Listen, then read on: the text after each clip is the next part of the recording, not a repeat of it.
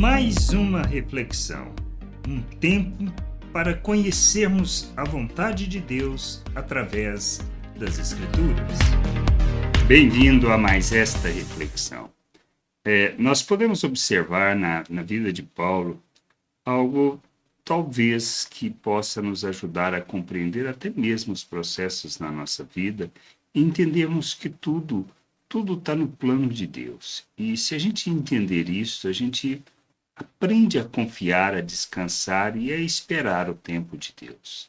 Nós temos que entender que nós vivíamos, por exemplo, Paulo teve, na realidade, Saulo, né? Saulo teve uma situação especial. Primeiro, ele era perseguidor, zeloso da lei, perseguidor da igreja, tem aquele encontro, o Senhor o chama, e ele se submete. E aí começa a testemunhar, levando muitos a conhecerem o Senhor. Mas, da mesma maneira, também desperta animosidade com os religiosos e eles começam também a perseguir. E o que faz?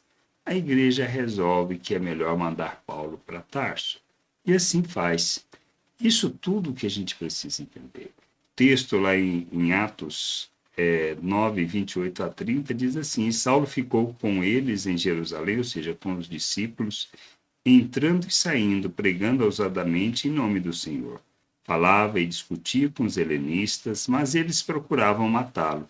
Quando isso chegou ao conhecimento dos irmãos, levaram Saulo até Cesareia e dali o enviaram para Tarso.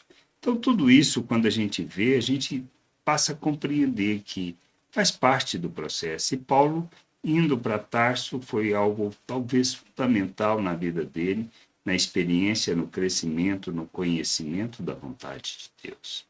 E isto é o que acontece muitas vezes na nossa vida. Achamos que Deus nos tira do seu plano, do seu propósito, e não, Ele está nos conduzindo de fato àquilo que Ele quer. Foi o que aconteceu com a vida de Paulo, que mais na frente a gente vai poder ver que Barnabé o busca para ajudar na edificação da igreja. Barnabé foi responsável por introduzi-lo à igreja em Jerusalém e também responsável por trazê-lo e levá-lo justamente para o processo que culmina nas viagens missionárias e no esparramar do evangelho por toda aquela região. A gente, entendendo isso e compreendendo essas coisas, a gente vê que muitas decisões ou muitas coisas que acontecem na nossa vida estão relacionadas ao plano de Deus. E a gente pode, talvez, até pensar que poderíamos ser mais usados na realidade que temos, mas nem sempre queremos que as coisas acontecem do jeito que acontecem. Mas o que a gente precisa é aprender a confiar no Senhor. Saber que Ele tem tudo sob controle, tudo está debaixo do seu plano, da sua vontade, e que nós seremos, no processo dele, se nós nos submetermos, crescer, amadurecer e sermos instrumento. Seremos o instrumento que Ele deseja, da forma como Ele deseja, aonde Ele deseja, segundo o seu querer. Se aprendermos a descansar em Deus, a jornada fica mais fácil, e aí a gente pode ser, de fato, instrumento de Deus neste mundo. A gente precisa meditar nas Escrituras, conhecer as Escrituras, compreender o que Deus fala, suas promessas, para que a gente ande segundo essas promessas, glorificando a Deus com todo o temor, rejeitando toda a obra das trevas, rejeitando todo o pecado, de maneira que a gente não ande segundo a carne, segundo a forma natural de pensar, mas que a gente ande como Cristo, sendo imitador, seus imitadores, e assim revelando o Pai no mundo, porque andamos segundo as suas virtudes.